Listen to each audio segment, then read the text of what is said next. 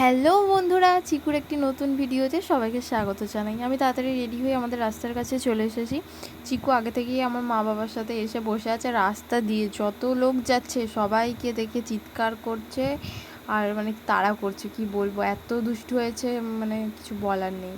আর আমি মানে 1:30 থেকে এসে দাঁড়িয়ে আছি, গাড়ি আসার কথা ছিল 1:30টায়, কিন্তু এখন 2টো বেজে গেলো, এখনও আসেনি। এত লেট, ভাগ্য খারাপ বাপরে।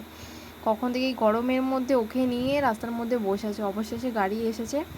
আর চিকু এই প্রথমবার হচ্ছে গাড়িতে করে কোথাও যাবে। ও আগে কোথাও যায় না, বাইকে করে গেছে, কিন্তু এরকম গাড়িতেও ফার্স্ট টাইম।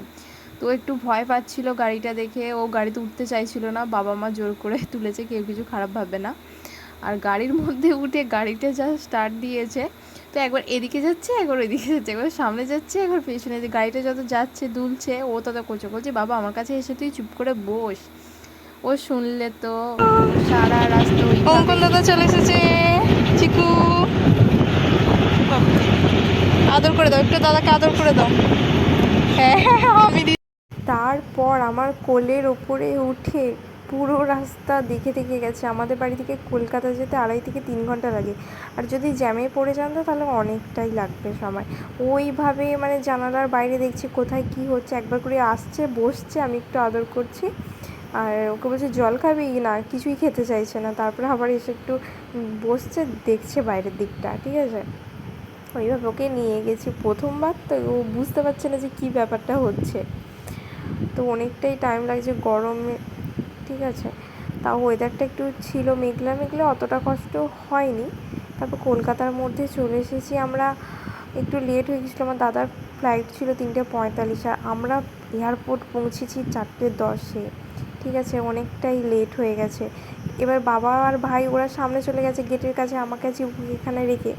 এবার এখানে আমরা দাঁড়িয়ে আছি, আমি তো অত জানি না, ঠিক আছে। আর ও যত লোক যাচ্ছে সবাই ওকে আদর করছে, কিছু করবে না।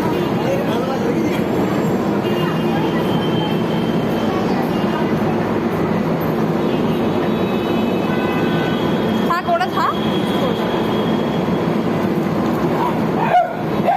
মানে ও একটা কুকুরকে দেখে ভৌ করেছে, তো সে যা ডেকেছে 6টা 7টা কুকুর চলে এসেছে। ওটা আমি ভিডিও করতে পারি না। ওখানে সবাই বললো তুমি ওকে নিয়ে চলে যাও, গাড়ি যেখানে আছে ওখানে বসো, নাহলে আমার এত ভয় পেয়ে গেছিলো, মানে পুরোরা আমাকে আর চিকুকে না ঘিরে ফেলেছিল। আমি ভাবলাম হয়তো এক্ষুনি মানে কামড়ে টামড়ে দেবে দুজনকে। ওরা বললো তুমি নিয়ে চলে যাও। আর এই গরমের মধ্যে কেউ ছিল না, আমি আর চিকু মানে ওখানে এসে গাড়ির মধ্যে বসেছিলাম।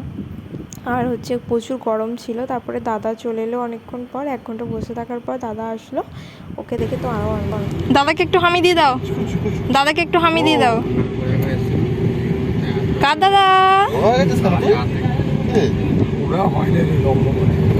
চিকুর দাদা এসে গেছে।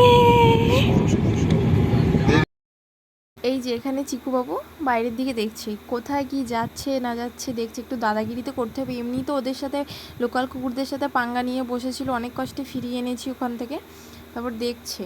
তারপর কলকাতাতে কাল প্রচুর বৃষ্টি হয়েছে, এত বৃষ্টি হয়েছে কি বলবো। ওখান থেকে 5:30টায় বেরিয়েছি, বাড়ি আসতে 8:30। আর ভিডিও করা হয়নি, বাড়ি এসে সবাই ক্লান্ত হয়ে গিয়েছিল। আর দেখা হচ্ছে নেক্সট ভিডিওতে। ভালো লাগলে অবশ্যই চ্যানেলটি সাবস্ক্রাইব করে পাশে থাকবেন।